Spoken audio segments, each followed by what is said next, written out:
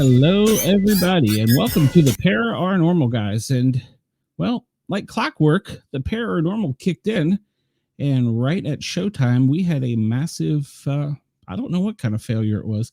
Everything went bonkers. So let's see. Let me invite my co-host in, Miss Cheyenne. Hi, how are you? Fabulous. a little nervous after all that. All right, well, we'll get there. So the chat is open and the toll-free line is up. Let me put that on the top there. So we are live on Yerg's Radio, unless by some miracle we are not. 1-888-88-YERGZ. You can call in with your questions. And I'm going to bring Meg in here. We're running really behind, but we're going to make up for it. Meg, can you hear us? Yes, I can. Thank you so much for having me. I'm sorry my smiling face is not on, but I'm here. That's what matters. I'm glad you're here. I will take it any day of the week. We know you're beautiful, so thank you. So, and well, if we were going by beauty, y'all would be making my screen black. So y'all you're welcome. So, Meg, I'm totally thrown off base tonight. So I'm just going to let you introduce yourself and tell us about you. All right. Well, I'm a lifelong horror sci-fi fan, and so I've turned that into a career. I'm a fiction author, but I've also co-authored the Science of Horror series that started with Science of Monsters, Science of Women in Horror, which I was a Bram Stoker award nominee with my beautiful best friend co-author Kelly Florence, as well as Science of Stephen King, Science of Serial Killers, Science of Witches, Science of Agatha Christie. Our next book in the series is Science of Alfred Hitchcock. And we also have a travel book coming out called Travels of Terror, the spooky spots across America. And as I mentioned, I write fiction. So I also write spooky short stories, screenplays, novels, basically anything paranormal. Also, I like spooky things that are not so paranormal as well. And I love writing complicated, interesting women too. So that's kind of me in a nutshell. And I also have a podcast, Horror Rewind, where we talk about spooky movies and TV shows and books from the past and the present. Awesome. My kind of technical problems. Oh no. Yeah, it went bonkers, and I don't know why. Well, so what got you started in all this? What were you? I don't know. Did you grow up with around haunted houses or tales, or what got you started in it?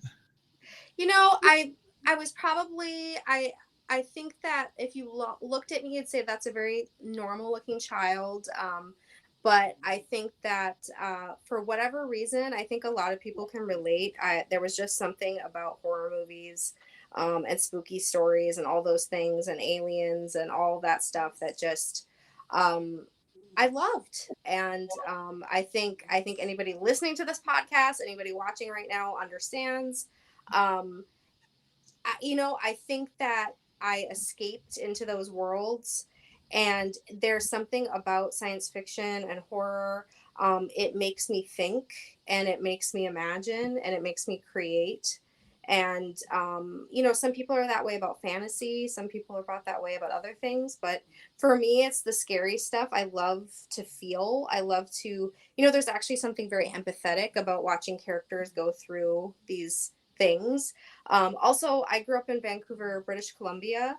And it was right when they were filming the X-Files, and I got to actually see them filming an episode, and just down the street from where I was taking classes, and I was like, oh, that's pretty cool. I want to check out that show, and then I became a lifelong fan of that show, and named my first son after Fox Mulder. So. I'm a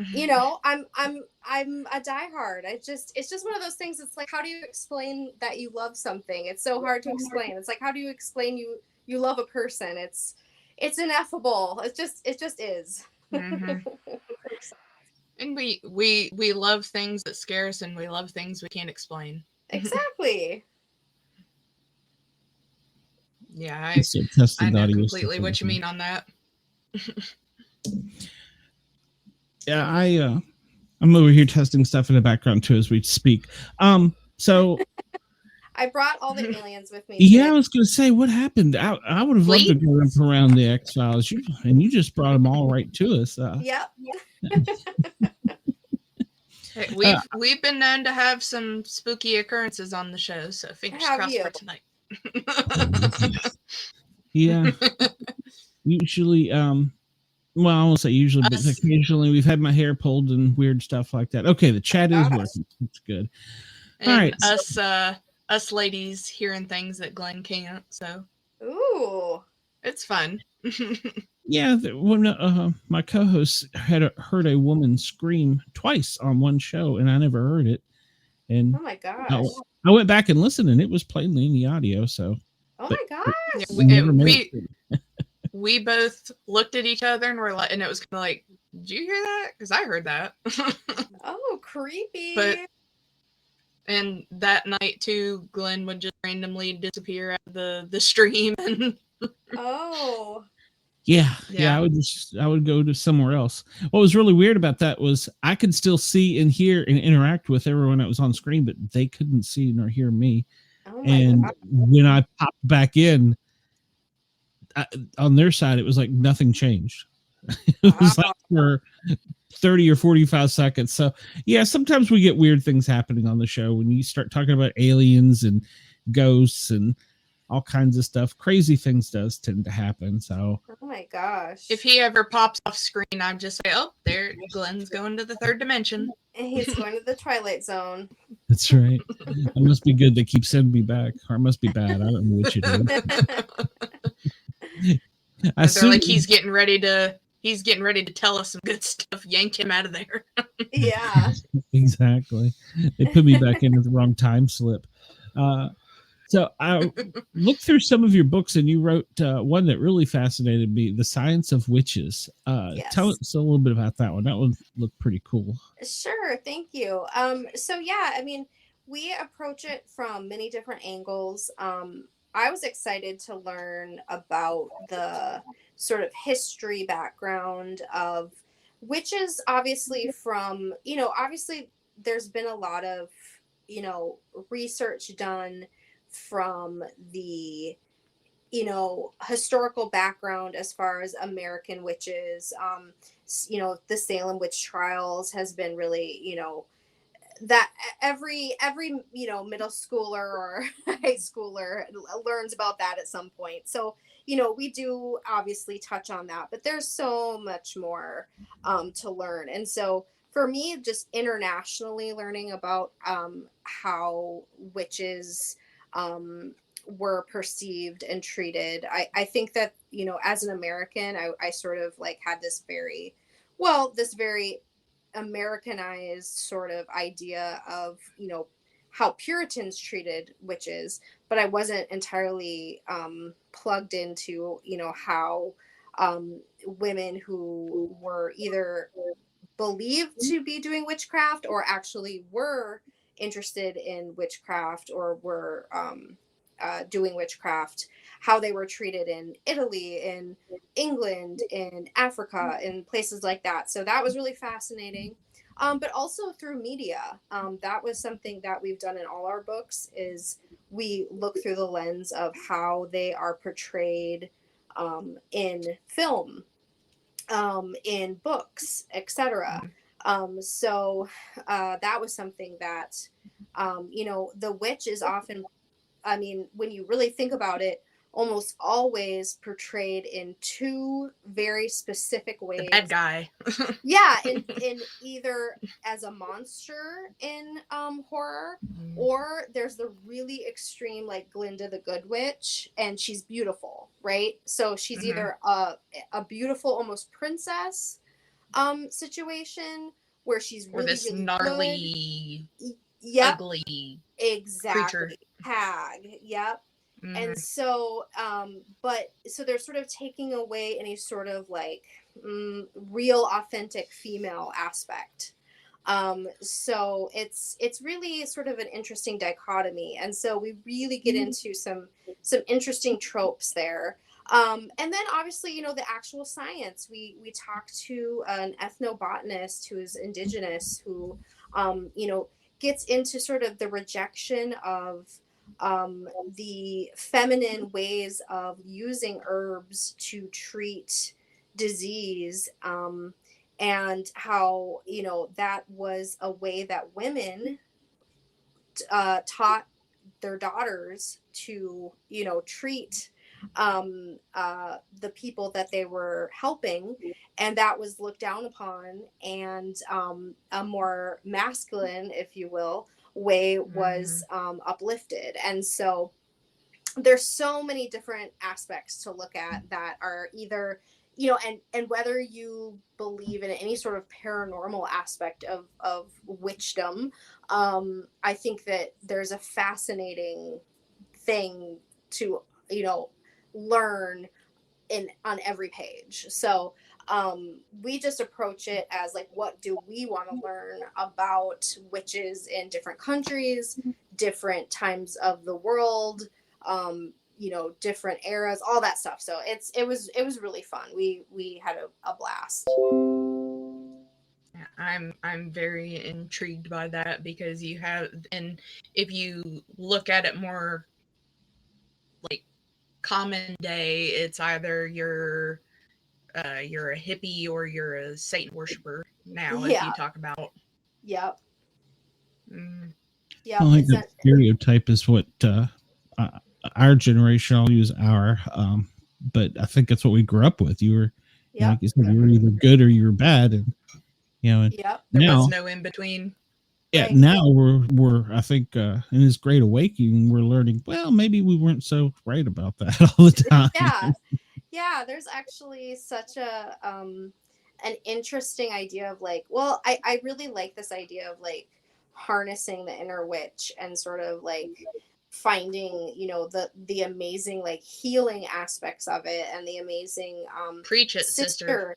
Yes, the amazing like coven aspect of it, and like actually uplifting the women around you, and not being so close-minded. Yes, not being so close-minded, and certainly not focusing on the looks of the witch, and the physicality of the witch, and things like that. And media, that's how we learn about witches, unfortunately or fortunately, however you want to look at it. But movies is how we get often our information. I mean, when we think about the paranormal in most aspects, when I think about my education about aliens, or I actually just today watched a movie I'd never even heard of. I'm watching it for work because I have a very strange job.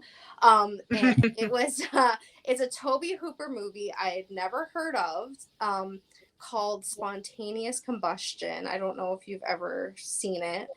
I haven't seen it, but I feel like I've heard of it. Dourif. And I don't know, I mean, I'm assuming y'all love spontaneous human combustion. It's fun. Obviously. And that's what it's about.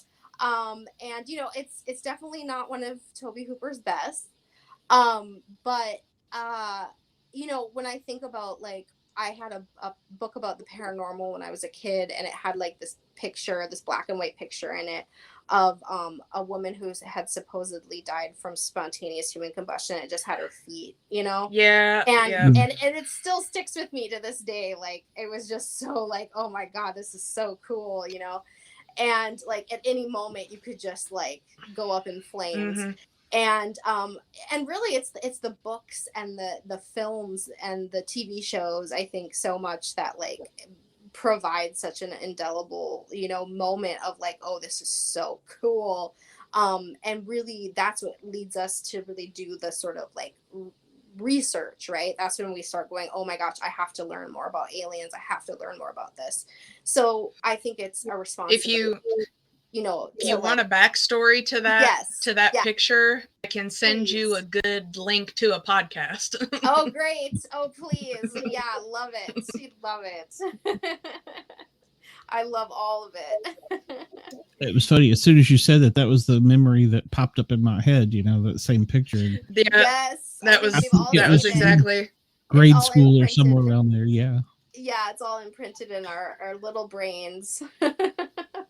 Well, this other podcast did a deep dive into that particular case of what happened with that woman. So I love that's immediately made me think of. Oh, good. Yeah, I love all that stuff. I love all the mysteries of the world. I can tell you, as a firefighter paramedic, professionally trained, I had never seen one and have never heard of one, and we never trained for one. Oh, come on. No. I saw some weird things. Don't get me wrong. I saw some very strange things, but no. Not that. Well, I got the fire extinguisher. I guess you're ready. You're ready. That's what we got. That's what I saw. But you're right. The media does, in all aspects, they provide our images we see and things that we, and especially as young children, if you see something. And when you were talking about witches, just flashback in, I don't know, first, second grade, I was in Ingleside Baptist school, and one of the teachers came around on Halloween as a witch to show us how evil they were. Yep. Yeah. It was just, and it was the imagery, the black hat with the old nose and the you would picture the giant mole along with the nose. Yes. Whoever did her makeup at the time was either really good or my imagination was really great, because that's what popped back in instantly to my head when you started talking about it. Yeah, and the media can do good and bad. They can divide us on, do you like Crest or do you like AIM? Apple or Google. So it seems as though that they try and divide us on every single topic there is. Oh, they can, yes. Seeing like little child Cheyenne in elementary school learning about the Salem witch trials. I'm like, yes, tell me more. I need to know about the witches. Yes, I know, right? And those are like my friend Kelly, who writes the books with me. She always tells a story about how she learned about Bigfoot in school. They talked about the legend of Bigfoot, and she was like the one looking out the window at the woods, going like, okay, after school, I'm going out there and finding him. We're going to be friends, and that's why she's my best friend today, because it's those kids, it's us that, we're the ones still talking about these things today, because it captured our imagination, because, often we were probably the kids who didn't like the things the other kids liked. I never cared about sports. I never cared about a lot of the things that other kids cared about. From day one, I was like, why didn't Lydia want to marry Beetlejuice in the end? I still didn't understand Glenn, that, I told you we'd be best friends after this. Yes, see? I'm okay with that. I think it's great. I feel like you're just reading my mind. Exactly. Yeah. There's just a certain type of person, and it's just we get it. And so, and that's the thing is I'm so glad too that, as much as I, of course, also bemoan, as I'm bemoaning the media, I also bemoan social media. It's also oh my gosh, I found my people, because it was back in the day when I mentioned the X-Files. It was oh, there's people on here back in the late 90s, early 2000s, because I'm old, and so when I was in high school and the internet was just a new thing, and there were actually people on there talking about the things I wanted to talk about, and you were starting to find those communities. It was oh wow, there really are people like me. Not everybody, cares about sports and all that stuff. And so, yes, I'm not the only weirdo out there. I'm not the only weirdo. Yeah. So it was, so isn't it great that now we have this ability to connect and talk to people, Mhm. and that we, you know, my friend and I can write books and connect with people who are like, yes, a whole book, you know, about Stephen King, or a whole book about Just for me. whatever. Yes, Just exactly. Exactly. Yeah. So no, it's the all of greatest. that is like completely why I have started writing the book that I'm working on with the girl that I'm working on it with. Yes. Because my boyfriend, fiance, is a comic book artist. Oh, that's awesome. So I have gotten so much into writing in like comic book form that I was like, well, maybe I should just create a web comic like this. But I wanted it to be around a witch. Oh, cool. But she is teaching the reader about, well, you can use this forage stuff to make in all this different stuff that you have in your home and what's used for. And she is like me. She's got her cat, she's got her rabbit who eats all of her books and everything. And but I wanted it to be a learning experience for people, that it's not just, you know, it's not your typical witch. She's like, well, and we have these crystals for this, and here's and she's real excited, like, here's what you can do with mushrooms. Yeah, that it's like, this is an actual like academic almost practice. That's really cool. That's really and then I have another one that's based on my little coven of girls at work that I want to call Witch is Witch. And we're all just like crazy hippie witches. I haven't gotten into writing that one yet, but it's next on my list. That's awesome. Because we say we have our little coven. Oh, that's that. I'm so glad you're uplifting the witch, because that's definitely what we need to do, for sure. Well, and what was great about it too was that, like, the three of us separately, even though we had worked together for so long, we're all into this stuff. And one day my one coworker was like, man, I need a crystal for this. And me and my other coworker were like, which one you need?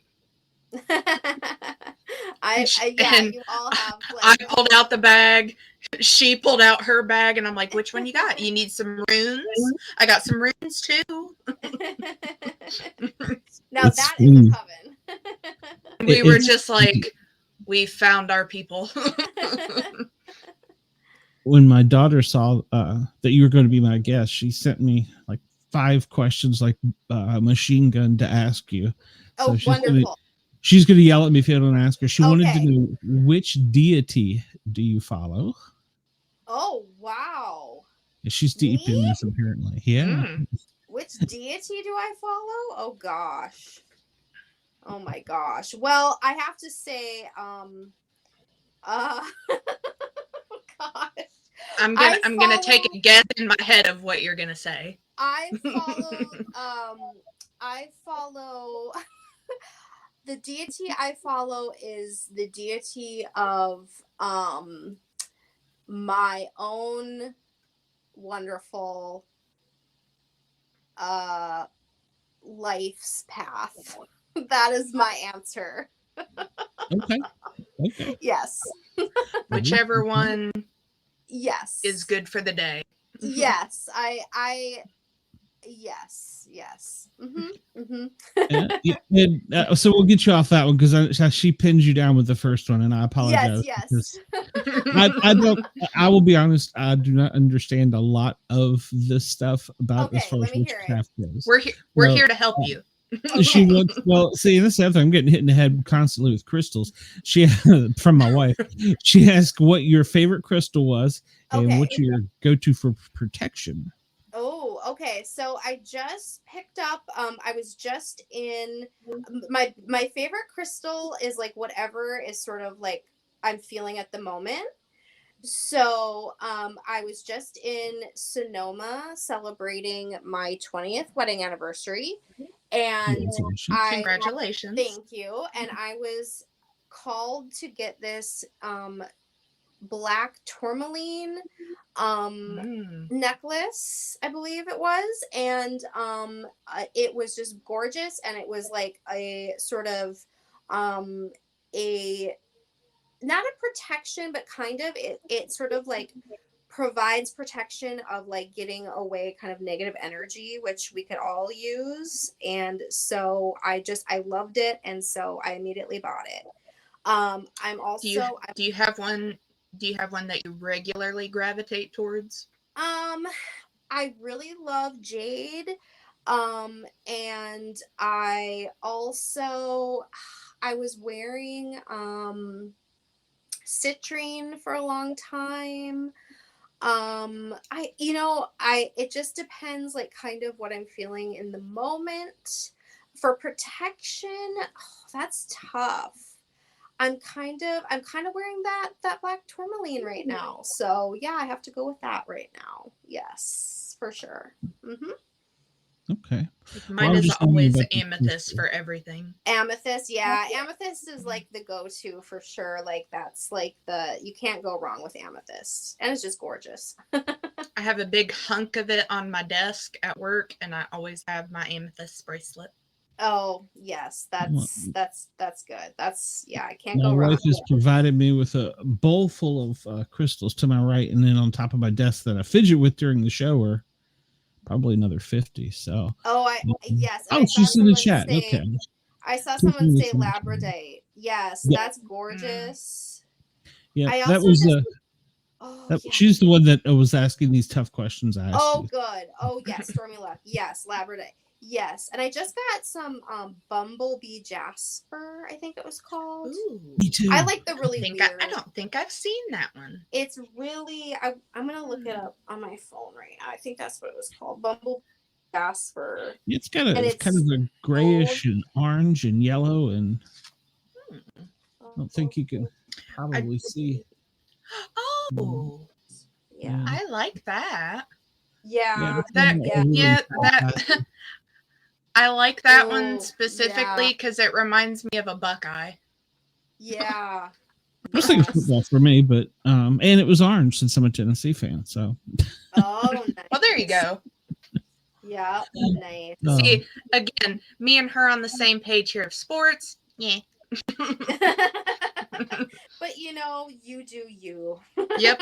Well, I mean, I will say I did. All I'm about. Towards the weird, we had growing up. They showed us the Patterson Gimlin, and instantly, like 6 of us were like, "Boom!" We're gonna. Yeah. This is nice.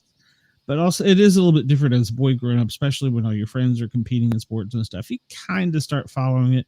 It's not my favorite. I won't say it's my favorite go-to, but it's like background music, during Sundays you would have you'd have background music on. It was always football or baseball or something. So, but sure. But yeah, and that was the way I developed your coworker. Was the way I developed the interest in Bigfoot, and then of course we actually did end up having one in our woods, so that even made it weird. So, oh my. Yeah. So also, what did you always know that? I don't want to call you a witch, but did you know that you were leading that way, or I don't see? It's not always an insult. It's not an insult. I guess it can be used as one, but I feel like every woman has an inner witch, and it's about harnessing, letting it out. Yeah, it's about harnessing, because I think when you were talking about bringing that witch in with that wart to and the scary face to sort of scare you, what they're trying to scare you with is this sort of concept of like a scary independent woman who doesn't have don't need no man to take care of her. Yep, she has no man to take care of her. She's living alone in the woods. She's taking care of herself. But what they don't tell you is that's how she wanted it. Yeah, she's actually doing just fine. And she, you know what I mean? Like she doesn't care how she looks. She's not brushing her hair, which like, you know, I always forget to brush the back of my hair. So, you know, so it's like, I think every woman inside of her has like that sort of, you know, and when you think of sort of female rage, I think a lot of it looks like an ugly witch. And I think that, especially to maybe like people who feel like women shouldn't have rage or shouldn't have ugly emotions. So I think every woman has a witch inside of her. And I think that this idea that we,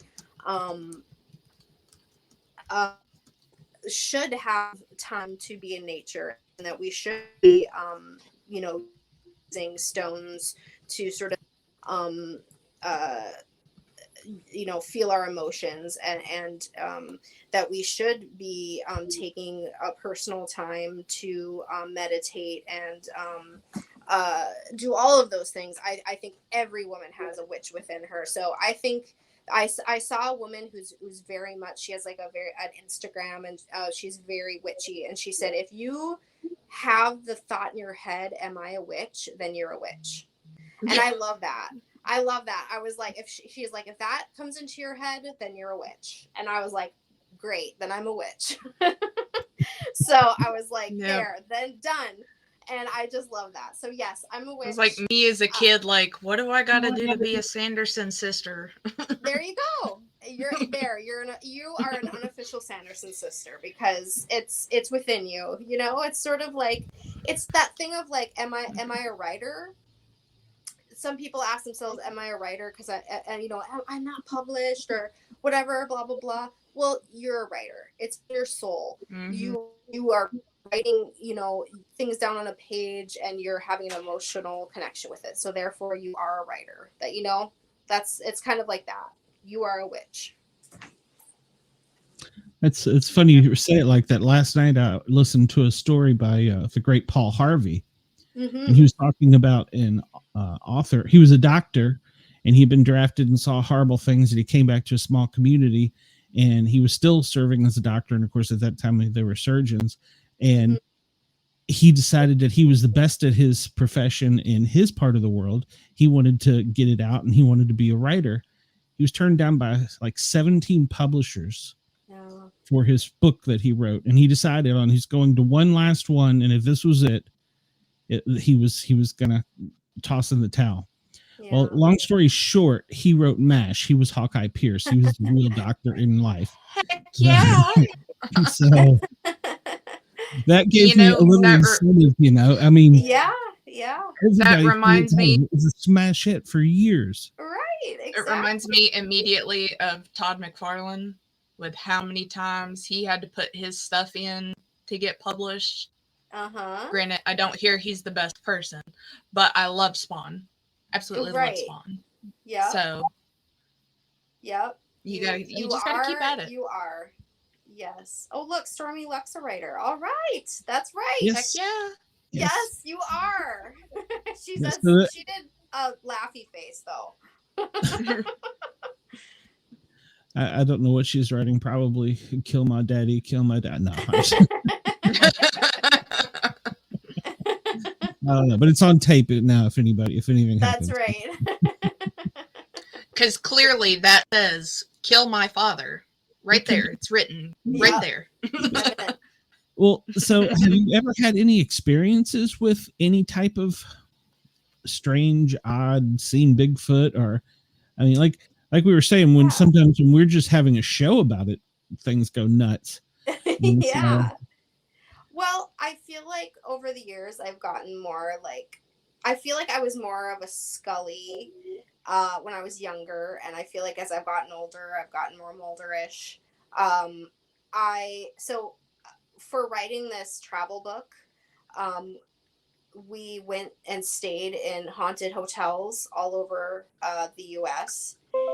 And I actually, that was fun. Yeah, it was very fun. But I have to tell you, I slept through the actual best ghost encounter,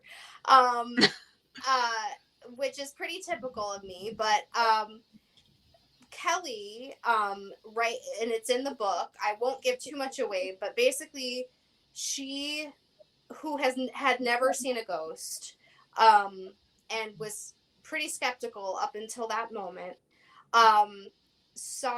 we were staying in a hotel that used to be it was a poor farm, and then it was of course, mental hospital, and now it's a hotel in Portland, Oregon.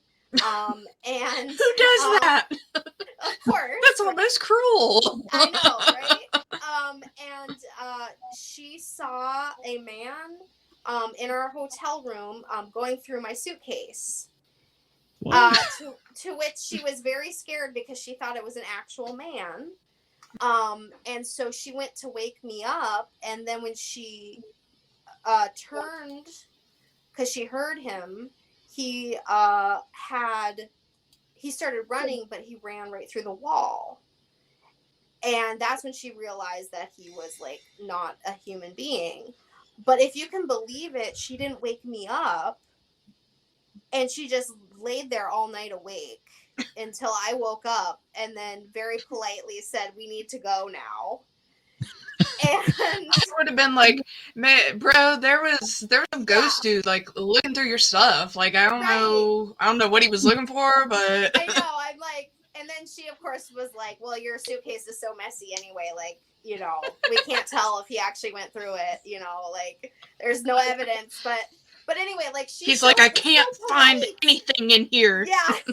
She was so Nothing's my polite. size. I said, "Next time, will you like wake me up for real?" Like, so she just laid there all night. But also Poor she thing. goes into more detail in the book.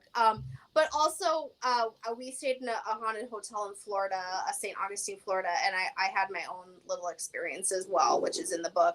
It's not, I didn't see anything, but I felt and heard something. So yeah, St. Augustine is one of them places. Yes, yep. So I definitely have had some strange happenings, but after seeing her experience that was almost more affecting on me, because I just know her, and seeing what she went through, like emotionally, I was like, okay, yeah, that was real. So that was really almost life-changing, really. Yeah. Is she more on the tough side, or more on like the soft side? Well, she's tough.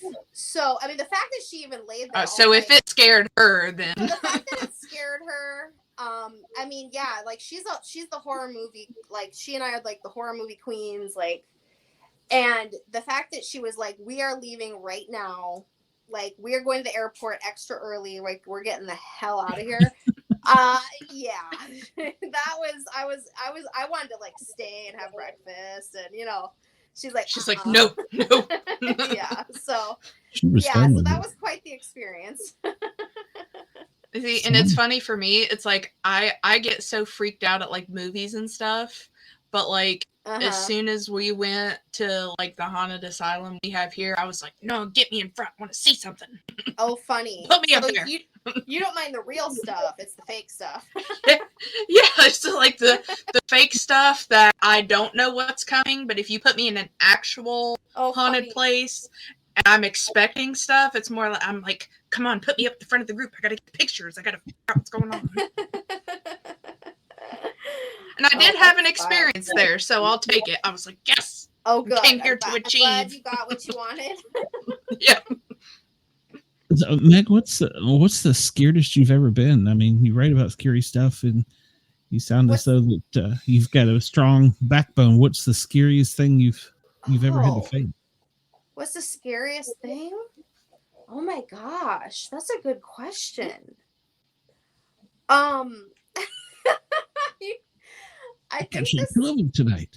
the scariest I've ever been, the scariest I've ever been was with my same friend Kelly and I. We had just left the movie The Ring.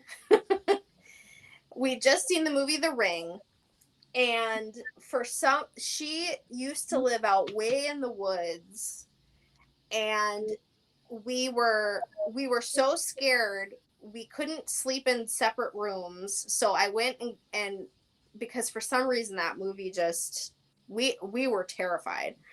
And I got in bed with her, and then we're laying in bed, and her screen door for some reason slammed. We still don't know why. And we thought like my boyfriend at the time like was trying to play a prank on us or something, but it was probably Samara. And a slew of obscenities to leave you alone. Yeah, we just about pooped our pants.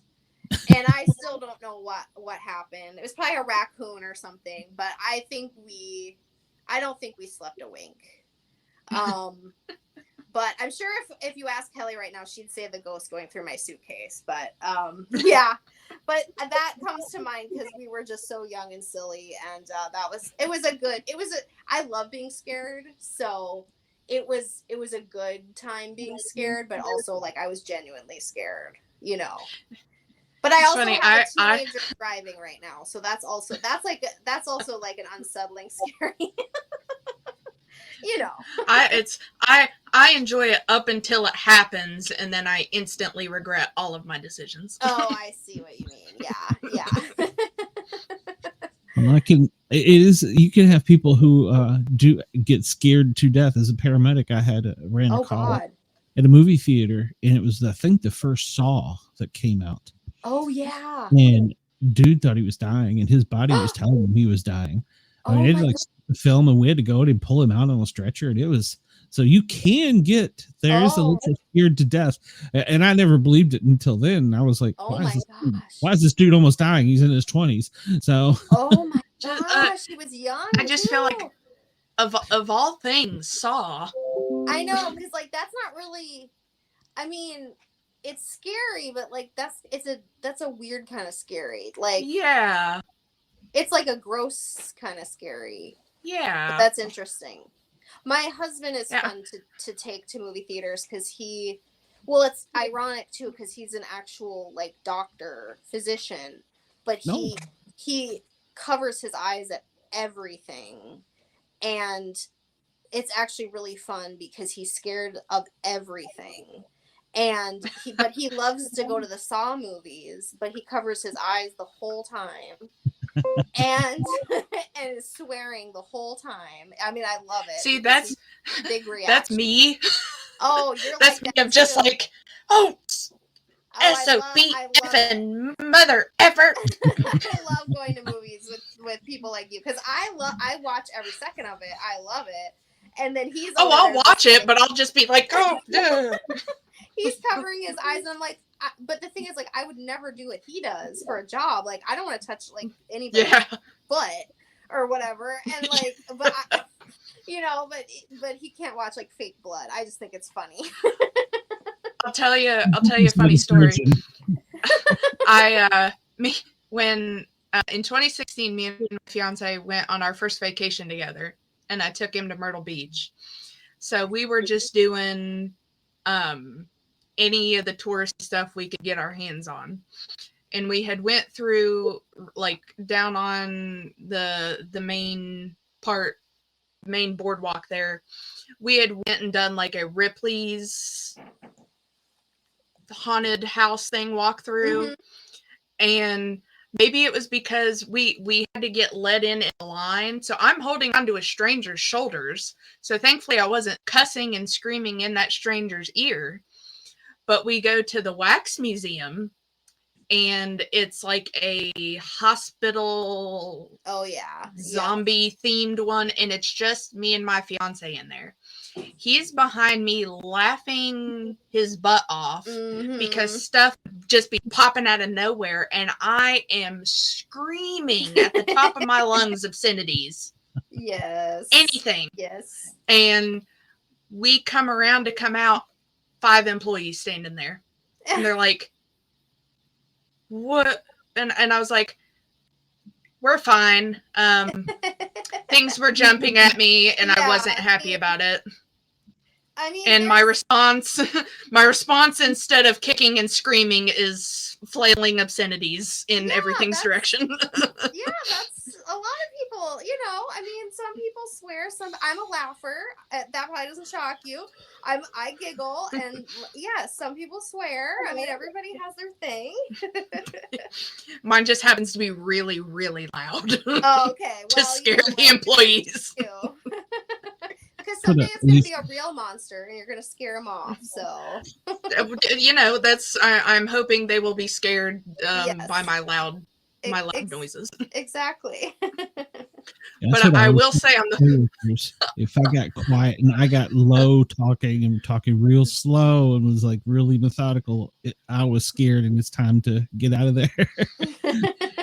Now, in that one we went to on the boardwalk, that was the Ripley's one, they had people getting up real close in your face during one part. They put us in like a blackout ballroom where the lights would flash every now and again, and there was a guy running around in there, and he would like pop up in your face, and I'm like, dude, I'm seriously suggesting that you not come within any reasonable distance of me because I'm liable to flail or punch or do something at any point in time if you get in my face. Yeah, I don't like it when they're like breathing their bad breath. I mean, in your face. they did a good job. They did a really good job, but I was just like, I'm just gonna start. Yeah, but yeah, put me in with the real ghost, and I'm just like, nah, come on, let me have it. That's funny. You're brave. I'll take the fake stuff, thanks. Yeah, I'm not a fan of either of those. So, well, while we're talking about paranormal, have you ever had any experiences out in the woods with like Bigfoot or anything like that, or are you more of a? Did you make friends with him?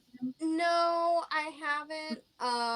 You know, I mean, I did. I mean, I've gotten a little too close to. One time, I locked myself out. I was dog sitting, and I locked myself out, and I got stuck with a bear outside. I was living in northern Minnesota at the time, and a bear and I were locked out. I was locked outside of the house while I was going. I shouldn't laugh at that. That's terrible. And, but so that was bad. So that I'm like scared enough of like actual wildlife that like I'm not really like a camping, you know, out in the wilderness girl anyway. So I feel like going and looking for Bigfoot would be like beyond my. Like I need like a really nice bathroom at all times. So now if we could we could go glamping. Yeah, I need glamping, and I feel like that would hinder my process of finding Bigfoot.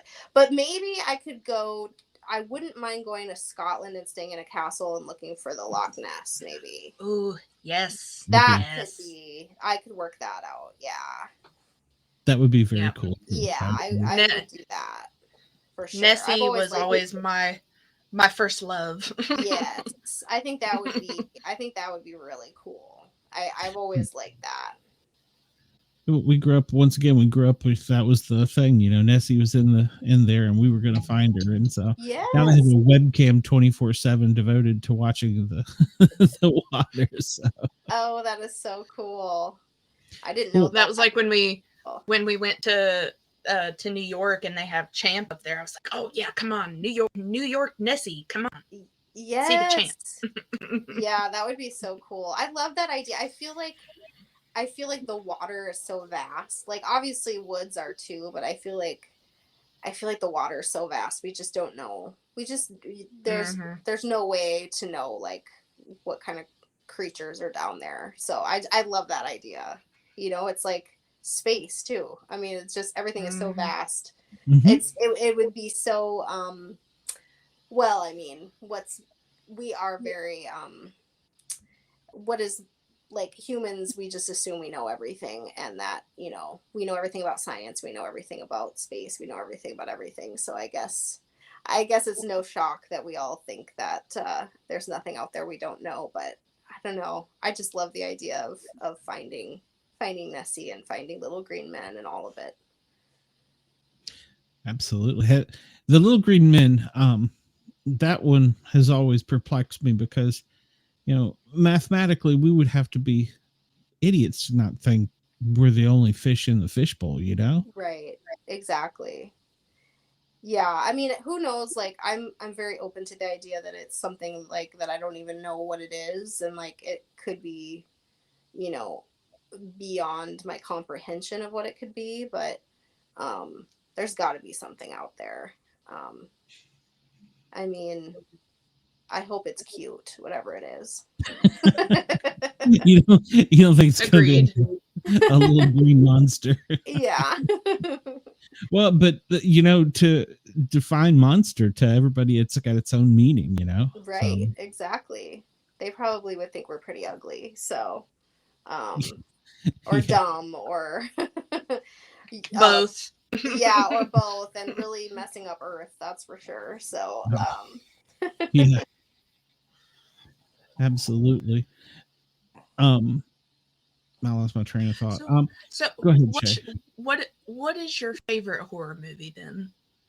Ooh. I have a soft spot for the Stanley Kubrick's The Shining. Me too. Yeah, I don't know. I don't know what it is. It's my comfort. Same. Yeah. It's weird whenever I've had a rough day at work and I've just got to sit down and color in my coloring books. I'll just put on The Shining. My fiance will walk in and be like, "Why do you like that so much? It's so boring." And I'm like, "No. But I love it." Yeah. It's like I say, it's my little blanket. If I need a movie to watch to fall asleep to, I'll just comfortably fall asleep to Shining. Yeah. I don't know. There's so many reasons why I love it, but it just it speaks to me on like so many levels. And I know that Stephen King hates it, and I know that it's like not, similar to the book and whatever, but I love it. I think it's a masterpiece. So I do too. Very much so. Yeah. So my fiance is kind of a horror movie buff. Yeah. So I'm always like, well, I want something new to watch, but I need it to be like interesting that I'm gonna actually like it. And he was always like, don't watch The Shining. It's a slow burn. You're not gonna like it. You're gonna get bored.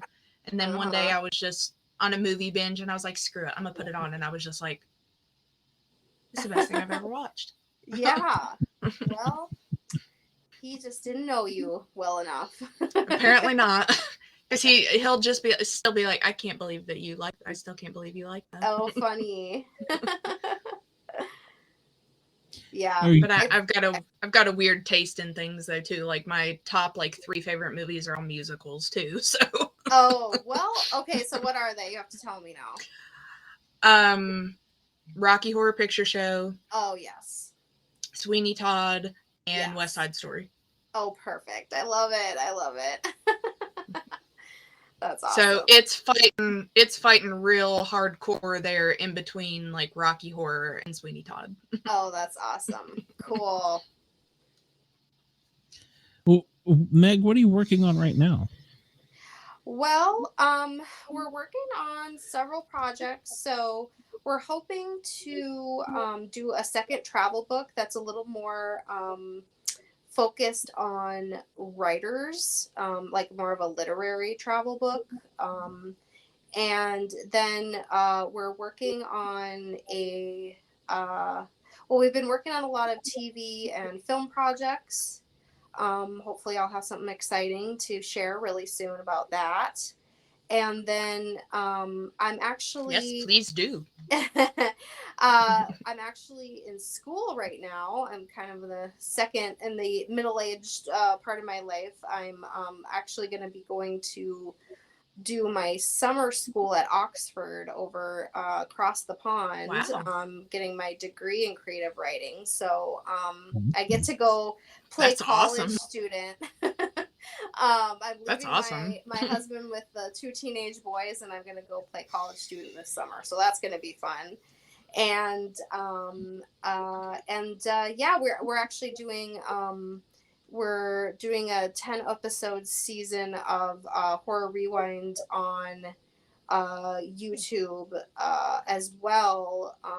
We're kind of we've been doing our podcast for a while now, but we're kind of doing an exciting kind of leveling up a little bit and putting a YouTube season out. So that's going to be this summer.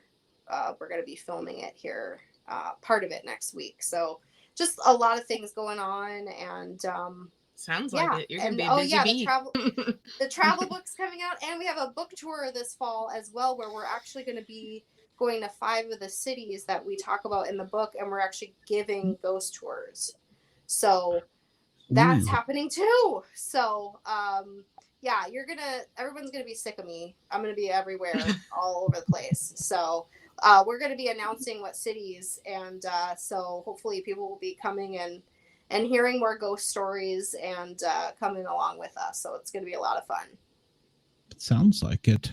Yeah, when you announce those cities, you're gonna have to come back on and tell us all about it. I'd love to. Cool. Hopefully my video will work then, and then you can see my ghoulish face. Yes, please. You're perfectly fine. And I'm happy that you've taken the time out of your day, especially considering all things that went haywire at the very last second. No worries. So I appreciate that immensely. And would be one of the people that would probably travel to one of the cities where you're going to be at just to do the ghost tour. I think that would be cool. Oh, we'd love it. Yeah, it's going to be a lot of fun. So, yeah, I hope to see lots of paranormal fans, and hopefully, I don't know, hopefully something will happen and we'll have a ghost join us. Wouldn't that be great? Or Bigfoot. Yeah. Or Bigfoot. Maybe he'll come out. Or Nessie. We'll take Nessie.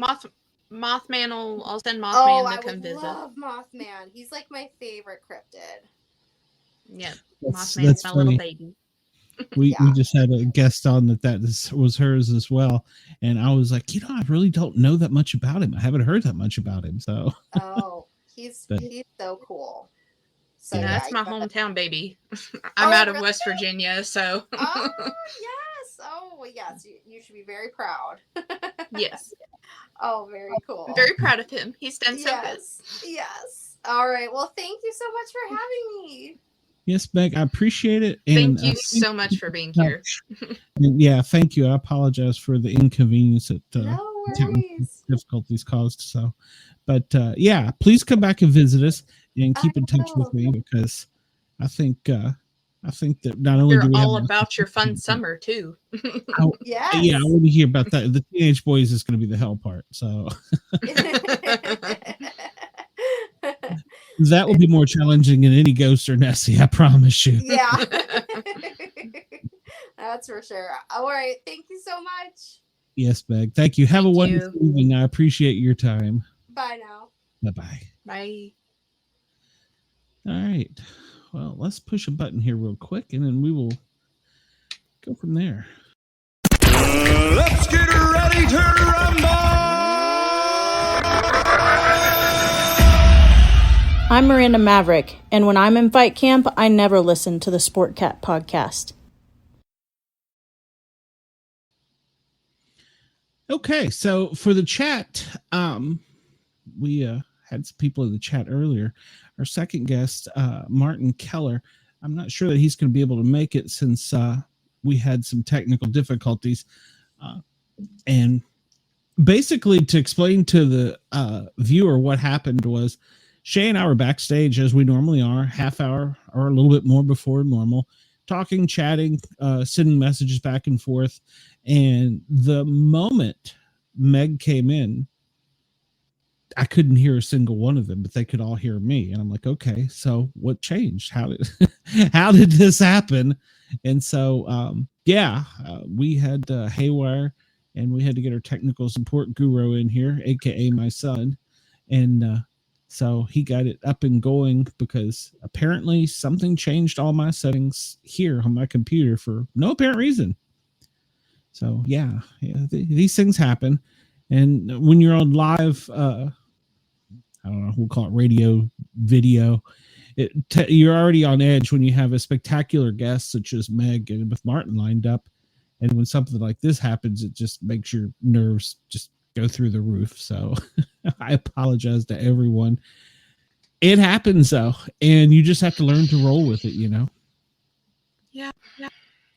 I mean, I've seen, you know, one of my other friends, one of our other co-hosts, Bobby, he's had his show just completely vape out on the channel while he was live, you know? So I've seen weird things happen. Whenever you discuss the paranormal, it's almost like they know whatever they are. Oh yeah. They are, they is, yeah, whatever, proper English. So, but I can tell you that we will definitely have this fixed by Friday when we have the Grin and Guardian show. And on the Grin and Guardian show, we got a special guest. And I'm going to pull it up here. I'll tell you exactly who it is while I'm thinking of it. It is Macy from Elevation Discs. She's going to come on and talk to us about her military career. And of course, we'll talk about challenge coins, public safety, and disc golf. So disc golf. A lot of things I like. So sometimes and Macy is a lovely individual. Oh yeah. I can't wait to find out about a little bit of her military career. So when we talked only about, you know, the paranormal, and of course we touched on disc golf. So I can't wait to find out about her military career. It's interesting that she is coming straight out of the military and going into owning her own business, a very successful business, I might add. So with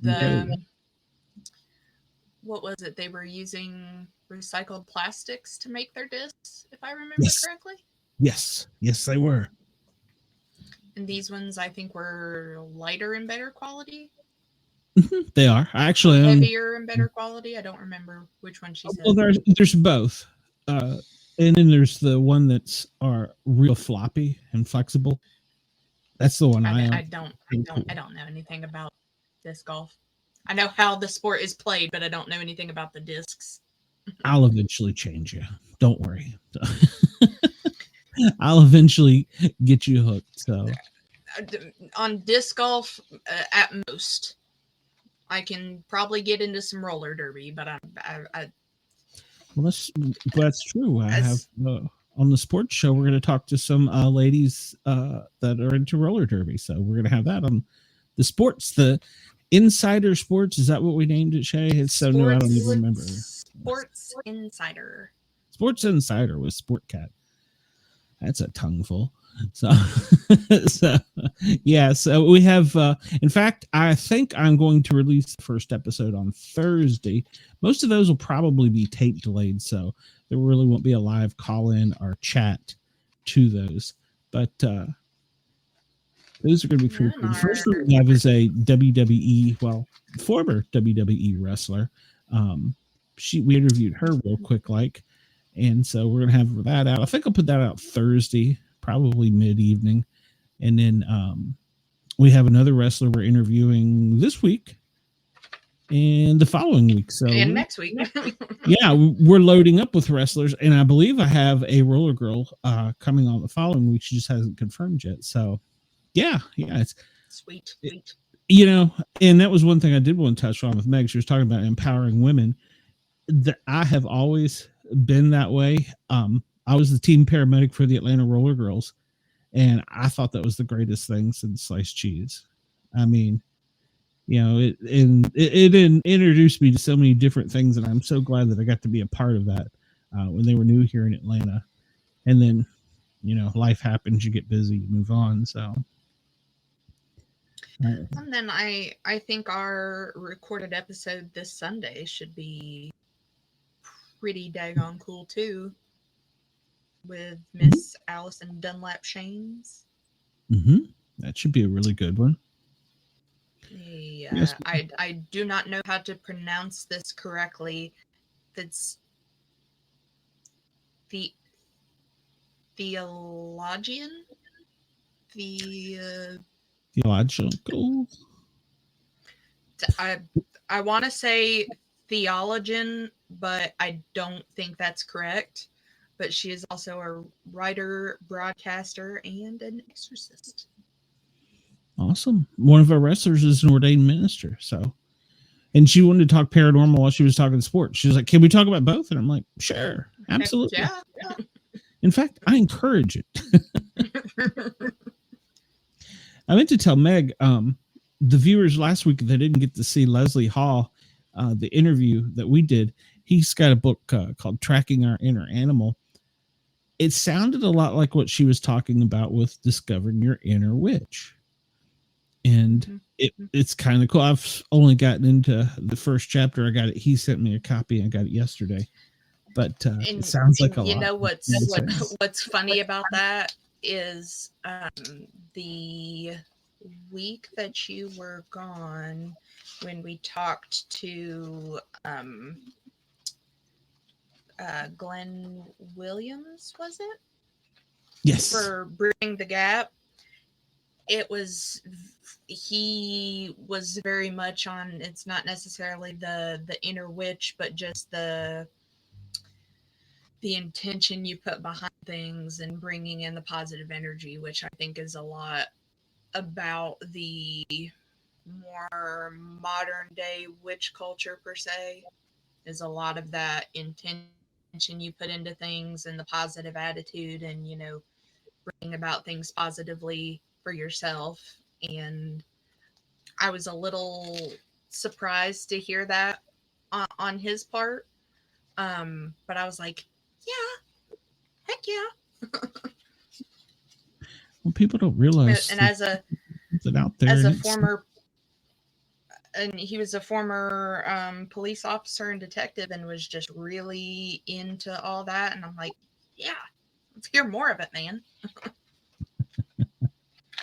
Yeah, and you can go find all of our episodes if you want to go back and find that one. It was a Great and Guardian about 3-4 weeks ago, something like that. Mm-hmm. You can check it out. And absolutely. And you can get his book Bridging the Gap on Amazon. Yes. I have. If I ever get a chance to sit down and read, I think I'm about 8 books behind. So yeah. I'm still on Trey's book has now distracted me. But I was whose was I behind on? On Joseph Gioconda's The Pope's Butcher. Yes. And then I still have Joseph Souls to read, and You Are Deathless, and Bridging the Gap, and another one I have around here somewhere. Yeah, I know. I got a pile of them myself, and that's not the right one. Yeah, it's back there somewhere. It's in my pile of stuff. Yeah, I got tripped up at the first of the year with a couple really good ones that hung on to, and so. Oh, and Philip Mantle's book too. That one, of course, I get something else, and it just. Yes. I was really, really into reading Philip Mantle's there for a while, and then you were telling me about Trey's, and I was like, okay, well, now I gotta go check that out. Please tell me you went to chapter 13 first. So. Well, I didn't. Shame on you. For those of you who don't know, Trey Hudson is our team leader on ASOG, where we go out and look for ghosts, Bigfoot, paranormal, cryptid, UFO, and his book is called The Meadow Project. And I am in the entire chapter 13 because of my misadventure in the meadow. I mean, from what you told me about it, it sounded pretty darn good. So, in the heat of the moment, with all that was going on, probably not so much. Yeah, it really was more stressful. It was about as stressful as putting on a live podcast when everything goes absolutely haywire. It was about that stressful. The other book I was thinking of was Mark Hill's Too Dark 30. Yes. Nothing ever good happens at 3 a.m. And I got all my stickers that he sent me for the book. I'm glad I'm not the only one that got swag. And speaking of swag, I got the book yesterday from Leslie, and I've already started. I'm on chapter 2, 3. I don't know, something like that. I just got it yesterday afternoon, and then those of you that follow me know that I do on Tuesdays and Thursdays from noon till 2 radio show on the Thin Line radio station, Thin Line Rock Station. Thin Line Rock Station. yeah, Thin Line Rock Station, and they sent me a really nice wall flag to hang up. You can kind of see it behind me. I just got it draped over the TV until I figure out its permanent home. It's I was really surprised. Those guys are great to me, and in fact, that this will be coming up my second week. I'll be doing Flashback Fridays from 6 to 11, where I'm doing disco. I'm trying to convince them to let me have Disco Duck. So it's not all disco. I was going to say, what kind of flashback? Because I feel like you need to play some Barbie Girl by Aqua. What, that's actually in there.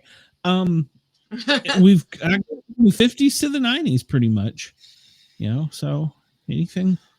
He hits me with the program director, hits me with a little bit of everything. I get Elvis. I got C.W. McCall's Convoy, which started out as a joke, and it ended up people liked it and I liked it. So yeah, so we get some crazy ones thrown in there that you haven't heard of. So, and he's got, of course, I'm drawing a blank. I can see his face. The singer that does all the parody songs.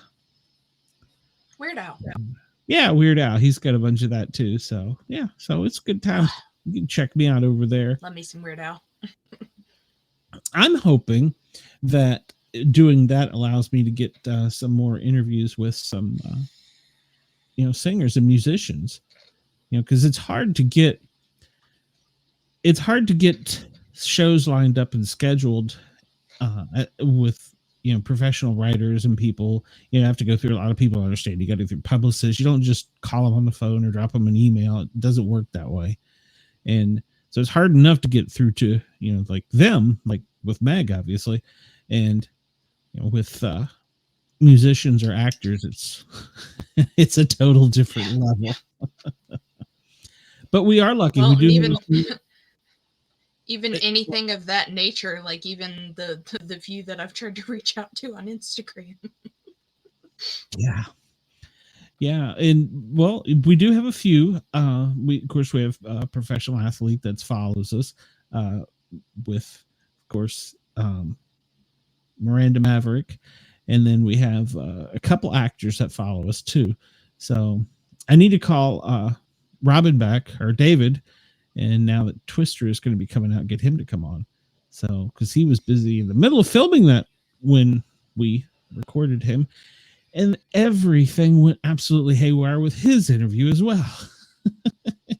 It was worth it, though, for the little tidbits to pop up when they did. Yeah, we ended up getting about 40 minutes of pretty decent, audio out of it. But if you weren't watching the show and you weren't a fan, then he is an impersonator of Robin Williams. I kept telling everybody I was getting Robin Williams. And everybody was thinking Glenn with the paranormal. I thought I was going to do something stupid. And when he came on stage, or he was backstage, when the way it works for behind the curtains is I can see everything on my left backstage. And when he came in, I saw he was dressed like Robin Williams. He was set to go like Robin Williams. And when I brought him out, he hit the ground running. And within 2 minutes, there were some terrible storms in, I think, Oklahoma is where Texas. And his internet would come in and out, and it was like, no, please. And me and Dina were just like yep. Yep, because y'all doubted me. So, but hey, Bobby doubted you. Correct that. Yeah, that's true. I didn't doubt you. Bobby doubted you. Bobby doubted me. He was the world's worst at it. So I hate that he couldn't come on tonight, but he's recording so many episodes right now. I think he just had a paleontologist on, so he's getting into the science part of it. I told him he's going to get smart and leave me behind. So I'm the dumb one that I'm Tell the him last one in the he woods that can they bite. He can keep the smart people. We get the funny people that are also smart. Well, true story, on our team, there are a psychologist, an engineer, paramedic, firefighter, nuclear engineer. We've got such a diversity, retired military from all different branches. And so, yeah, we've got quite a team, and some that worked with 3-letter agencies too. So we get to hear their spooky stories while we're sitting around the campfire waiting on something to happen, and we're manifesting it. Hey, you just got to manifest the good vibes. Yeah, exactly. And that's what she was saying. And Bobby had started working on that too. So I had been trying to, and then my show went haywire. So well, sometimes they can't handle it. Yeah. There's too much witchy goodness in one space. Exactly. Well, I don't know what we should do. I don't know that. I know Martin was on a time limit schedule, so we're probably just going to have to reschedule with him. Hopefully, he'll understand that it was out of our control. There was nothing we could do. And yeah, because everything was running fine and dandy. Granted, it wanted to be a little funky whenever I first came in, but for whatever reason. Yeah, we'll get off stage. We'll get with our tech support guy and make sure everything's set up again properly. But I've changed nothing. I've changed absolutely nothing. So I guess we'll just have a short episode tonight, and hopefully we'll be able to get Martin rescheduled. And because I was really looking forward to talking some good alien and some government conspiracy stuff. So. Speaking of that, we need to talk to Keith again. Oh, yeah. Yeah, he messaged me the other day, actually. So it was about firefighting stuff. Yeah, you should. It was about firefighting stuff. He was back on the road. I'm not sure where he was at that point in time, but yeah, he was asking me some questions for his book. He's writing about a science fiction firefighter, which is kind of weird. He's working on another book? Yeah, I'm his, I don't want to call it technical support, but if he has a question about firefighting or paramedicine, I'm the guy who rolls their ass. So, which is kind of cool. Yeah. So I need to, one of the first authors we interviewed at the beginning of the year, I finished up her other book, and she had a section there where she was being treated by, or not she, one of the characters was being treated by the paramedics, and she made several mistakes that I'm sure somebody that wasn't, in the know would have not noticed, but I caught it right off. So I want to message her and say, hey, next time you have a paramedic or firefighter, let me know. I will hit me do up. that anyway. Well, it's like everything. Use your resources. Mm-hmm. Well, and I think sometimes with stuff like that, it kind of just goes, yeah. You kind of forget that, I do know all these people that do all this, blah, blah, blah, blah, blah. And and it's sometimes hard to reach out and ask for, it's not really a favor, but yeah, I had it from years ago messaged me the other day. He was in a class about something totally different, and he said, do you mind if I ask you a question? I'm like, oh, shoot. And I gave him a 2-paragraph answer, and he's like, it's way over my head. Some people don't want to feel like they're imposing. Yeah, well, you can impose on me anytime. So, all right, well, Cheyenne, I think we're just gonna wrap it up and get the heck out of here. Oh, I thought you had an idea. And, nope. I was wrapping it up. Wrap it up. That's a song. I'll probably play that soon. All right, so next week, you're gonna play Barbie Girl by Aqua. I will put that in the playlist and see what happens. I don't control all of it. Who do we have next week? We have... Oh, that's this week. was gonna say, hold on, my thing's right here in front of me. Oh, we have a wrestler next week, and then we have the crazy amazing J-Man. Yes. If I'm looking at it correctly. So yeah, when and that was funny when he came in, he's a shaman.